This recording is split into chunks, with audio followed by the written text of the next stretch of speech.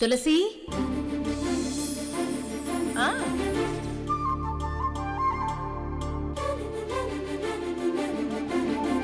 అత్తయ్య గారు ఎప్పుడు కోరుకునేది ఇదే కదా.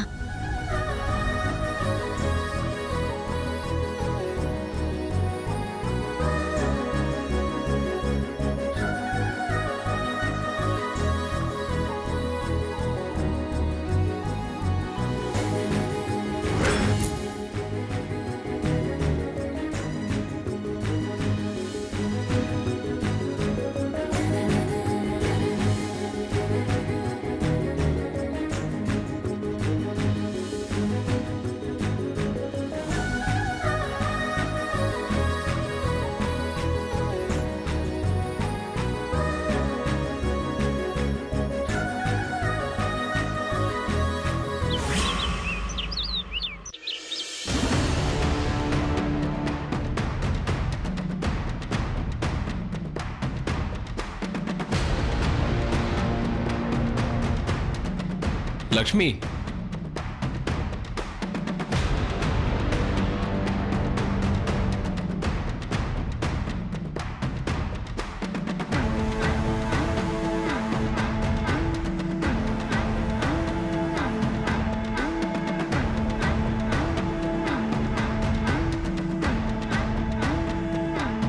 శారీలో చాలా అందంగా ఉన్నావు,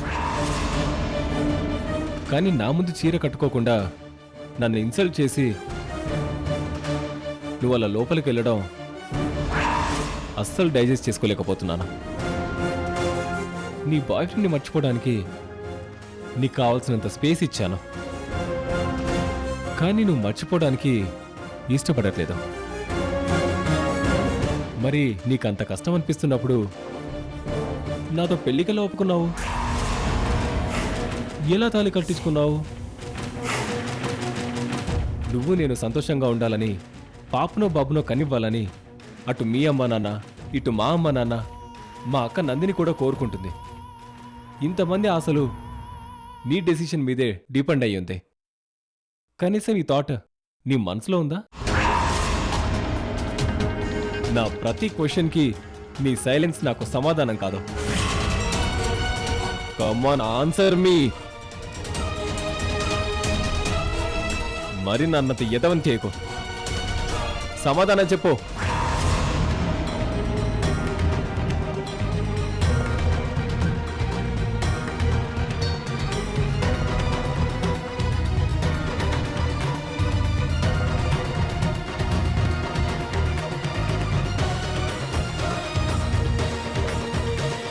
love you Lakshmi, love you so much.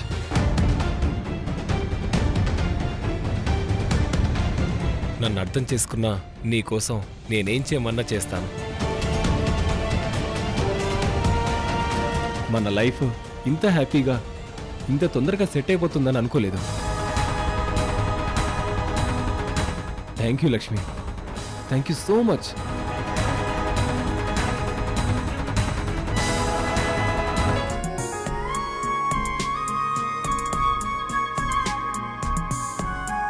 Daddy, ఇక్కడి దాకా వచ్చి అలా వెళ్ళిపోతున్నారేంటి? మీ అమ్మ నేను షాపింగ్కి వెళ్తున్నాం. నీతో ఒకసారి చెప్దామని వచ్చాం. మీ ఇద్దరు కూడా వస్తారా? లేదమ్మా, మీరు వెళ్ళండి. అలాగే నాన్న. అన్నట్టు మీ ఇద్దరూ చక్కగా సంతోషంగా కలిసున్నారంటే ఇంకా మా భయాలన్నీ పోయినట్టే. మేం కోరుకున్నట్టు 10 నెలలు తిరిగేలోపు మేం మనవన్నో మనవరాల్లో ఎత్తుకుంటాం. లక్ష్మి వరం ఇచ్చేస్తుంది నాన్న, మీ ఆశ నెరవేరుతుంది. Be happy. చాలా సంతోషం నాన్న, వెళ్ళొస్తాం. అలాగే నాన్న.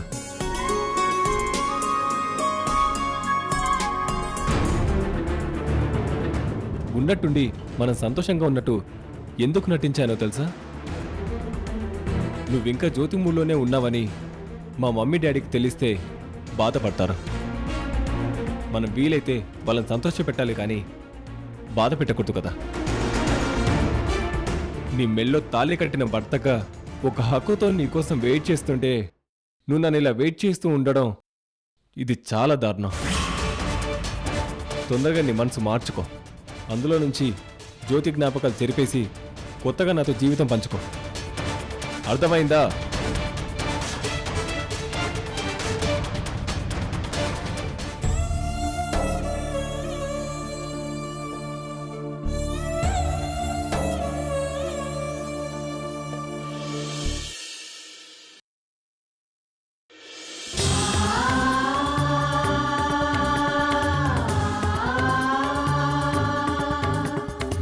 అమ్మగారు, పొద్దున్నుంచి మీరు ఏమీ తినలేదు. చాలా నీరసంగా కనిపిస్తున్నారు. భోజనం తీసుకొచ్చాను, తినండి. నాకే భోజనం వద్దు, ఇలాగే నీరసంతో చచ్చిపోని. మేడం, మీ అమ్మాయి లక్ష్మి కోసం మీరు తినాలి. మీరు తినకపోతే లక్ష్మి కూడా భోజనం చేయదు. మీ అమ్మాయి కోసమైనా మీరు తినాలి మేడం. కడుపు నిండా తిన్నానని లక్ష్మితో చెప్పు. నేను అబద్ధం చెప్తే గోవర్ధన్ గారు చంపేస్తారమ్మా. నందినమ్మ ఊరుకోదు. దయచేసి తినండి అమ్మా. నాకిప్పుడేం వద్దు. ఈ ఈ కట్లు విప్పు, నేను వాష్రూమ్కి వెళ్ళాలి. అలాగే మేడం.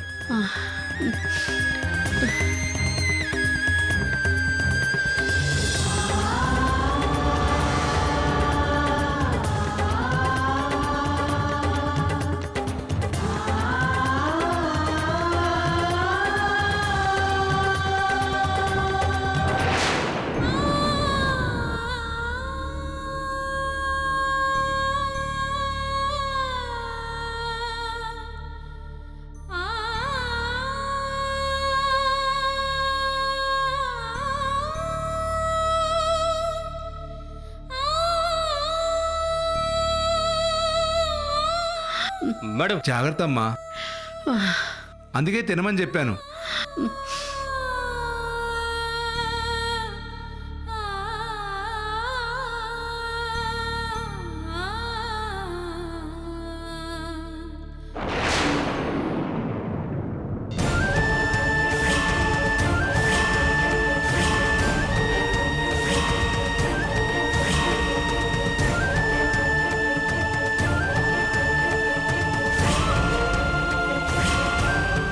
మేడం, మేడం కళ్ళు తెరవండి. మేడం కళ్ళు తెరవండి. అమ్మగారు, అమ్మగారు, మేడం కళ్ళు తెరవండి. అమ్మగారు. మేడం, అన్న వాటర్ బాటిల్ తీసుకో.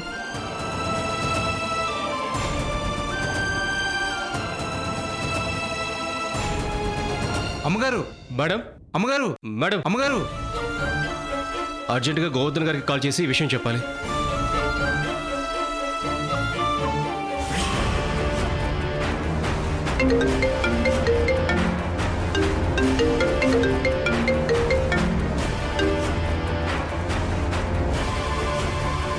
ఏంటి వెంకట్, కాల్ చేస్తున్నావు? వసంతమ్మ గారు ఒక్కసారిగా కళ్ళు తిరిగి నీరసంతో కింద పడిపోయారు.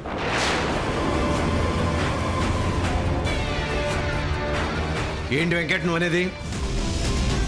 జాగ్రత్తగా చూసుకోమని చెప్తున్నాను కదా. సార్, తినమని పొద్దు నుంచి బతిమలాడుతూనే ఉన్నాం, కానీ మేడం ఏమి తినలేదు. సరే, అర్జెంటుగా హాస్పిటల్కి తీసుకెళ్ళాలి. నేను అక్కడికే వస్తున్నాను.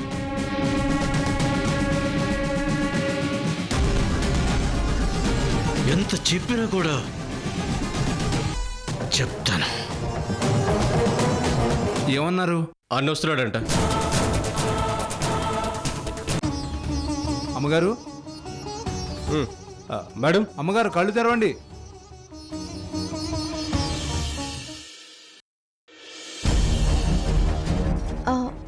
అత్తయ్య, మీతో మాట్లాడాలి, ఒకసారి ఇలా రండి. ఏంటో చెప్పు లక్ష్మి. ఇక నేను మాట్లాడలేను, నాతో రండి ప్లీజ్. లక్ష్మి ఏమైంది? రండి అత్తయ్య.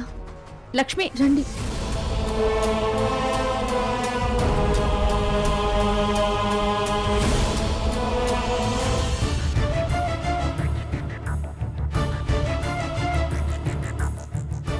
ఏమైంది లక్ష్మి?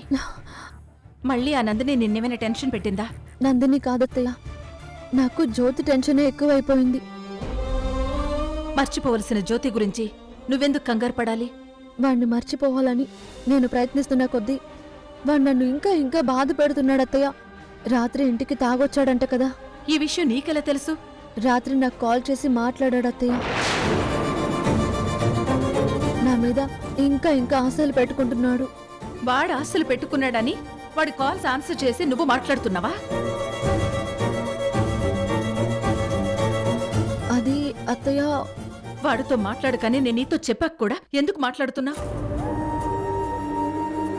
జ్యోతితో నువ్వు మాట్లాడడం సంజయ్కి తెలిస్తే నీ గురించి తను ఎంత తప్పుగా అనుకుంటాడో ఆలోచించలేకపోతున్నావా? తప్పని పరిస్థితుల్లోనే మాట్లాడాల్సి వచ్చింది అత్తయ్య. నువ్వు ఒక అడ్వకేట్వి, నీకన్నీ వివరించి చెప్పాల్సిన అవసరం లేదు. సంజయ్ నీ మెళ్ళో తాళి కట్టాక తన భార్యగా చాలా బాధ్యతగా గౌరవంతో నువ్వు నడుచుకోవాలి. ఇదే కదా నీకు చెప్తూ వచ్చాను. కానీ నువ్వు జ్యోతికి మాట్లాడే అవకాశం ఇస్తే వాడు మళ్ళీ మళ్ళీ నీతో మాట్లాడాలనే చూస్తాడు. కొత్త కాపురంలోకి అడుగు పెట్టిందానివి నీ కాపురాన్ని నువ్వే పాడు చేసుకుంటావా? నా మీద ప్రతీకారంతో ఉన్న నందిని నిన్నెలా బాధ పెట్టాలి, జ్యోతిని ఎంత ఇబ్బంది పెట్టాలని ఆలోచిస్తూ ఉంటుంది. అలాంటి నందినికి నువ్వే అవకాశం ఇస్తావా? జ్యోతిని తప్పుడు కేసుల్లో ఇరికించి ఆ నందిని నన్నెంత టెన్షన్ పెట్టిందో నీకు తెలుసు కదా. తెలుసత్తయ్య. మరన్నీ తెలిసి జ్యోతి విషయంలో నువ్వు చేస్తుందేంటి? నీ జీవితంలో వాడి జ్ఞాపకాలు కాని వాడి ప్రస్తావన గాని ఉండకూడదని నేను కోరుకుంటుంటే వాడి గురించి నువ్వింకా ఆలోచిస్తున్నావా? ఇదేం బాలేదు లక్ష్మి. అత్తయ్య, నా మీద పంతంతో ఇంకా నా మీద ఉన్న పిచ్చి ప్రేమతో జ్యోతి అలా తాగి రావటం నేను అస్సలు తట్టుకోలేకపోతున్నాను. ఇంకెప్పుడు తాగొద్దని వాడికి గట్టిగా వార్నింగ్ ఇవ్వండి. వాడు సంతోషంగా ఉండాలని నేను సంజయ్కి భార్యనయ్యాను. అలాంటప్పుడు నా వల్ల జీవితం పాడు చేసుకోకూడదు. ప్లీజ్, మీరే తనని కంట్రోల్ చేయగలరు. లక్ష్మి, నా కొడుకుని ఎలా కంట్రోల్లో పెట్టాలో నాకు తెలుసు. వాడి విషయం నాకు వదిలే. సంజయ్ గురించి మాత్రమే ఆలోచించు. సంజయ్తో సంతోషంగా ఉండు. అత్తయ్య, అత్తయ్య,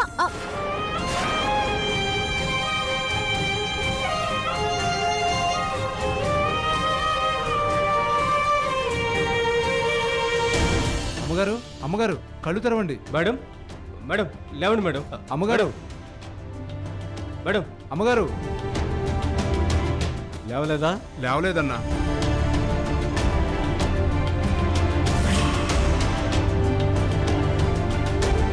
వసంత, వసంత, టైంకి తినమని చెప్తూనే ఉన్నాను. బాగా అశ్రద్ధ చేసేసావు. లే, కళ్ళు తెరువు. లే వసంత, మళ్ళీ హాస్పిటల్ తీసుకెళ్దాం. పట్టు.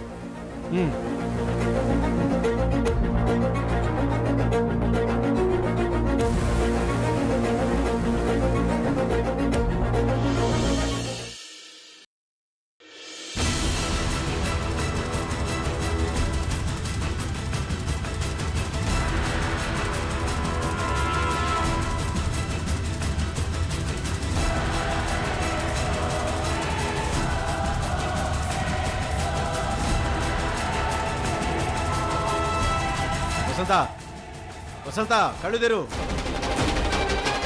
నీ కూతురు సంతోషంగా ఉండడం కోసమైనా బ్రతికుండు. భోజనాన్ని నిర్లక్ష్యం చేసి ఇంతవరకు తెచ్చుకున్నావు. లే, లే, లే, పైకి లే. ఏమైందండి? డాక్టర్, నా వైఫ్ ఉన్నట్టుండి కళ్ళు తిరిగి పడిపోయింది. నా మీద కోపంతో 2 రోజుల నుంచి భోజనం కూడా చేయలేదు. అందుకే ఇలా అయింది. ఒకసారి చూడండి.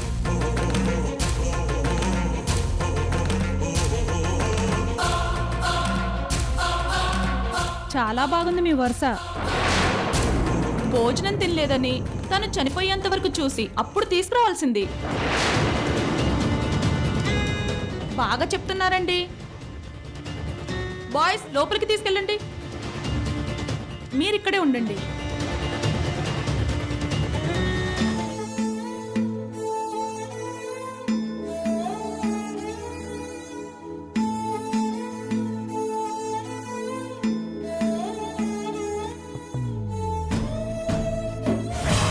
కట్టిన తాళికి వెంటనే గౌరవం ఇచ్చి సంజయ్తో లక్ష్మి సంతోషంగా కాపురం చేసుకుంటే ఈ రోజు వసంతకి ఈ పరిస్థితి వచ్చి ఉండేదే కాదు.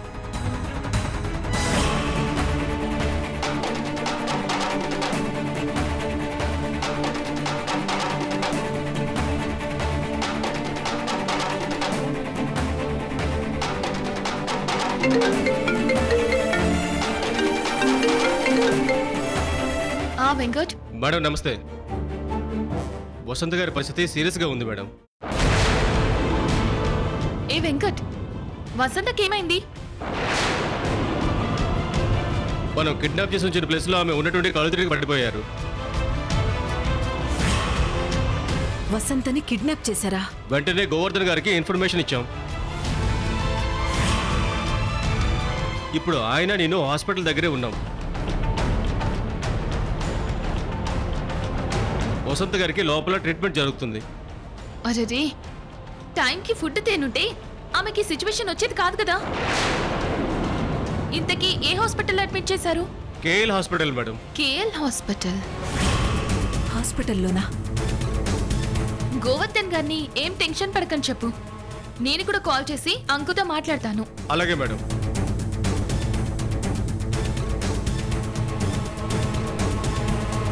లక్ష్మి, లక్ష్మి,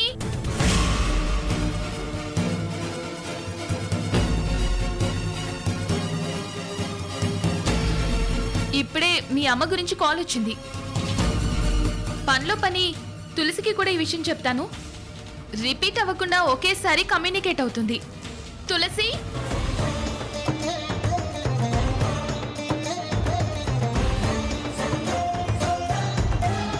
వసంత గారు కళ్ళు తిరిగి పడిపోయారు. కేఎల్ హాస్పిటల్లో అడ్మిట్ చేశారంట. నువ్వు సంజయ్ సంతోషంగా ఉండాలని మీ డాడీ మీ మమ్మీని లాక్ చేశారు. నీ సంతోషం కోసమే చేశారు. కానీ మీ మమ్మీ అనవసరంగా ప్రాణాల మీదకు తెచ్చుకున్నట్టుంది. ఇంకా చాలా ఆపుతావా? ఏయ్ తులసి, వసంత నీకు ఆ గోవర్ధన్కి చేసిన అన్యాయం ఏముందని తనని లాక్ చేశారు? మీకు అసలు బుద్ధుందా? లక్ష్మి సంజయ్తో సంతోషంగా ఉండడం కోసం తనని లాక్ చేయడం ఏంటి? ఒక మనిషిని హింసిస్తూ ఒకరిని సంతోషంగా చూడాలని అనుకోవడం, అలాంటి ప్రయత్నం చేయడం, అదే నీ రాక్షసత్వం. లక్ష్మి, మీ అమ్మని వీళ్ళు బంధించారని నీకిప్పుడే తెలుసా? ఇదివరకే తెలుసా? ఇదివరకే తెలుసత్తయ్య. మరి నాతో ఎందుకు చెప్పలేదు? చెప్పలేకపోయాను అత్తయ్య గారు.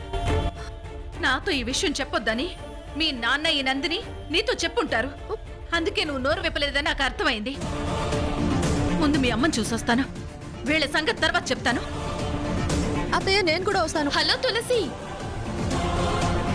నేను మీకు ఇన్ఫర్మేషన్ మాత్రమే ఇవ్వాలని చెప్పాను, కానీ మీరు ఇంతలా రియాక్ట్ అవుతున్నారేంటి? మంచి మానవత్వం ఉంటే నీకన్నీ అర్థమవుతాయి. పద. వెళ్ళండి వెళ్ళండి, తొందరగా వసంతాన్ని బతికించుకోండి. మళ్ళీ టార్చర్ పెట్టడానికి మనిషి ప్రాణాలతో ఉండాలి కదా.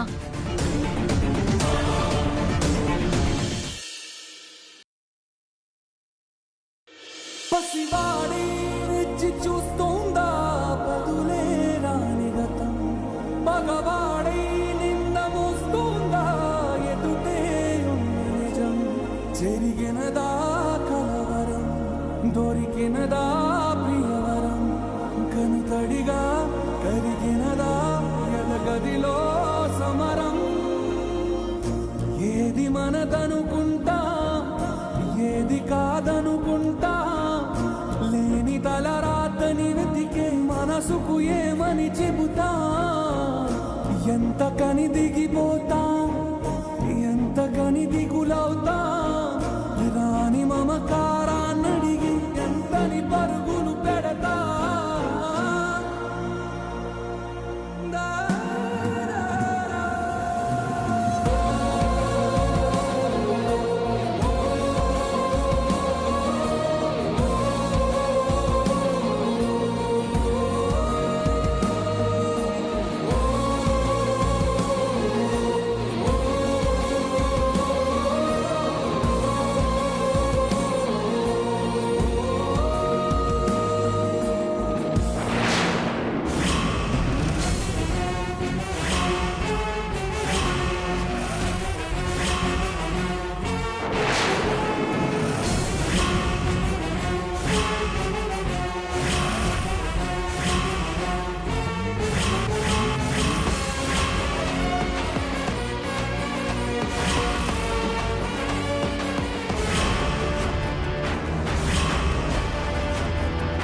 ఆగు.